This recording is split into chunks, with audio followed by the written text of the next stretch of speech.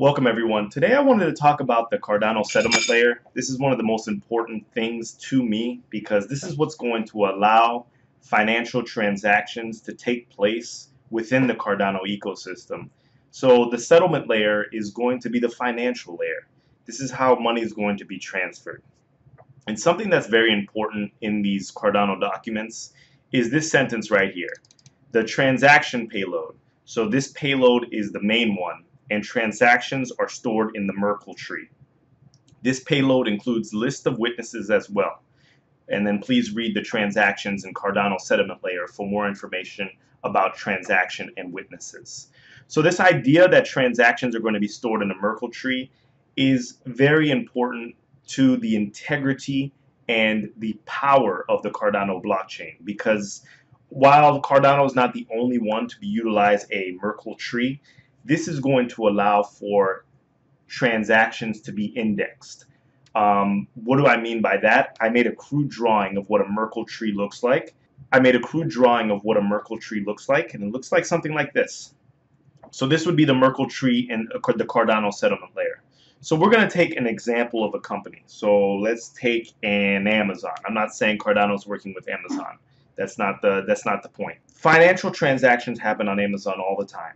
All the time. So people are paying for goods and services, and these transactions are stored in the blockchain. There are many blocks that are being created constantly in the Cardano ecosystem. So after every block gets created, the link is created between these blocks. And in order for an Amazon to find transaction, I don't know, 5 that happened 2-3 months ago, they literally would have to look through the entire blockchain to try to find that transaction.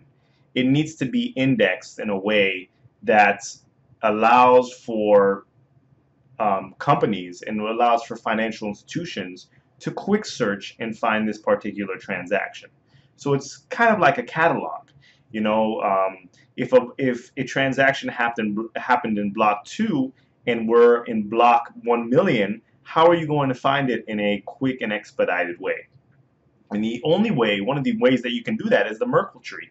So basically that connects all the blocks. So all the information from block 1 to block 2 are going to be hashed. Hashed is a one-way function in which all the information is inputted into a hash code, and that creates basically a new block that's condensed with all the information within block 1 and block 2. The branches of the tree combine to the trunk, and the trunk combines to the root.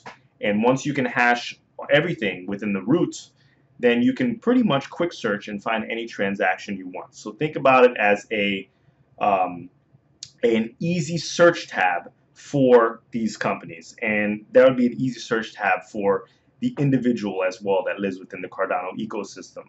That's why you can look at your transactions and you can view your data that happened maybe months ago, and even though the blocks have increased exponentially since then. I mean, I believe that we've already crossed over 1,000,000 blocks in the Cardano ecosystem. So think about finding one from block 137,353. And if they weren't hashed together, you literally would have to go through each single block and try to find that transaction. So the Merkle tree combines everything, indexes it, and then hashes it. And that Merkle root, you can find everything. So this is going to allow for this idea of metadata to be shared. While it's going to be private, metadata can be shared amongst all the users, and there can be information stored and shared at a level which would be advantageous to financial institutions. Let me know what you think about the Merkle root. This is just a quick video. I appreciate all the support. Please like, comment, and subscribe, and have a great day. Until the next video, thank you.